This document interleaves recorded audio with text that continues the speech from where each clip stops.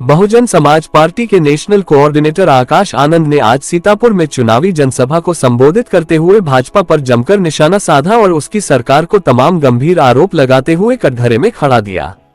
उन्होंने कहा कि अब भाजपा सरकार का समय पूरा हो चुका है।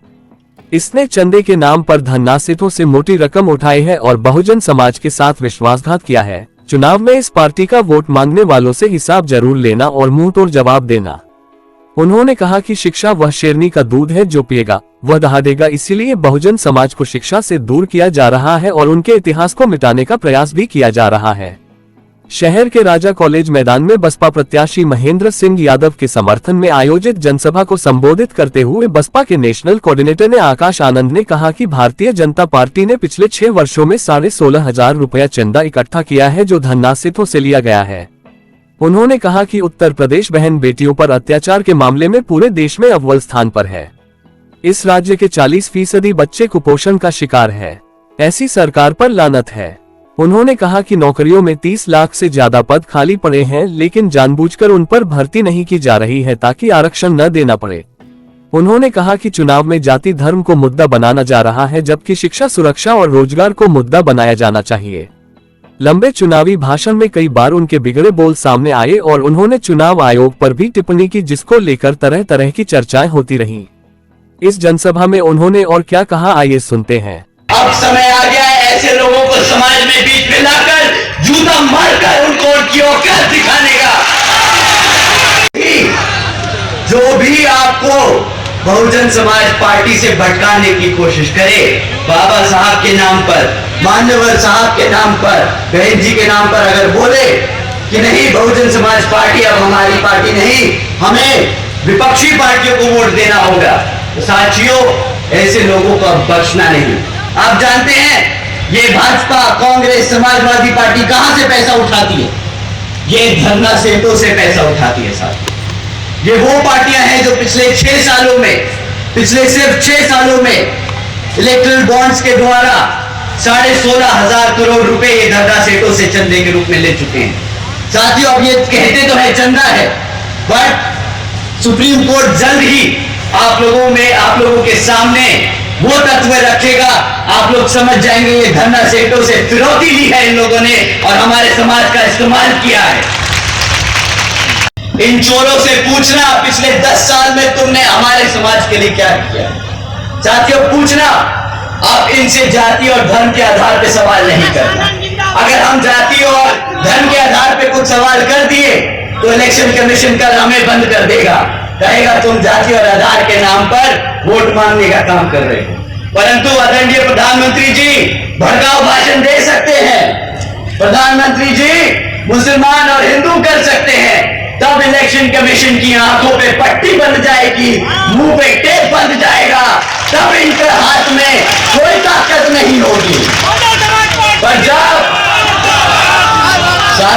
जब आपका बहुजन समाज सवाल उठाता है तब इनको सारे कानून याद आ जाते हैं। कोई बात नहीं, एक समय आएगा जब गद्दी पर बहुजन समाज पार्टी की राष्ट्रीय अध्यक्ष बहन कुमारी मायावती जी प्रधानमंत्री होंगी और फिर वो कानून के आधार पर यहाँ पर काम करने का पूरी कोशिश करेंगी।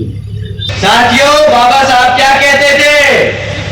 शिक्षा वो शेरनी का दूध है जो पिएगा वो।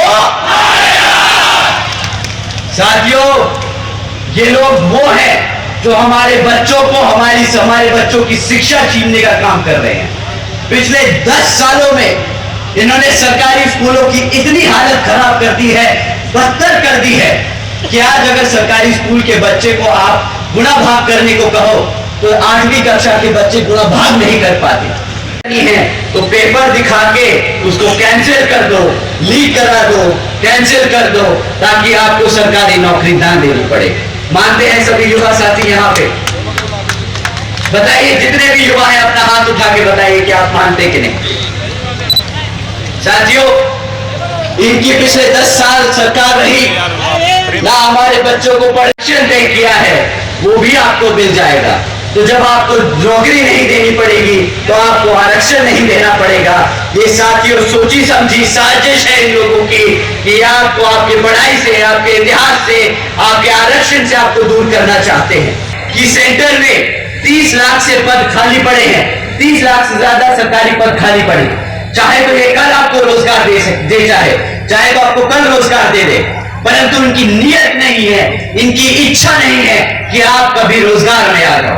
तो साथियों, ऐसी सरकार जो रोजगार नहीं देती, जो पढ़ने नहीं देती, ऐसी सरकार को कोई हक नहीं सत्ता में आने का, ऐसी सरकार को कोई हक नहीं आपके बीच में आने का। ऐसे लोग अगर आपके बीच में आए तो जूता निकाल के रेडी कर लीजिएगा कि वोट की जगह जूता मारने का समय आ गया है इनको। तो साथियों, हमारे प्रधानमंत्री जी हैं, अगर कहेंगे आंखें खोल के देखो, तो हमने कोशिश करी, ढूंढा कि उत्तर प्रदेश में क्या चल रहा है।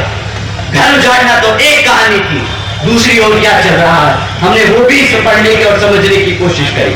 तो साथियों, पाया कि यूपी आज पूरे देश में नंबर 1 बन चुका है। उद्योग में नहीं, अपनी बहन बेटियों पे अत्याचार करने के लिए देश में नंबर 1 बन चुका है।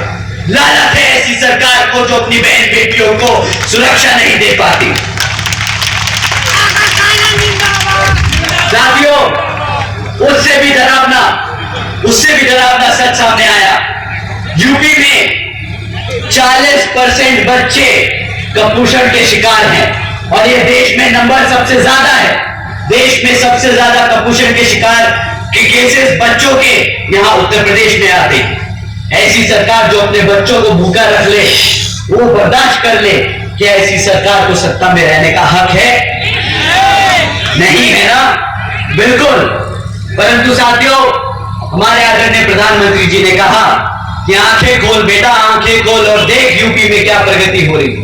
तो हमने फिर देखा कि भाई कुछ रह गया हो, तो पता चला नेशनल क्राइम ब्यूरो का डेटा कहता है कि उत्तर प्रदेश में 16,500 से ज्यादा किडनैपिंग के केस दर्ज किए गए। अब आप ही बताइए, जहां पे बच्चे, वहां बहन बेटियां सुरक्षित नहीं है, हमारे छोटे छोटे बच्चे भूखे रह रहे हैं, जहां पे किडनैपिंग बढ़ती जा रही है, तो ये बुलडोजर की सरकार तो नहीं है साथियों। मैं मानता हूं कि ये बुलडोजर की सरकार नहीं है साथियों। जो ये सरकार है, जो ये बुलडोजर की सरकार नहीं, ये गद्दारों की सरकार है, गद्दारों की सरकार है।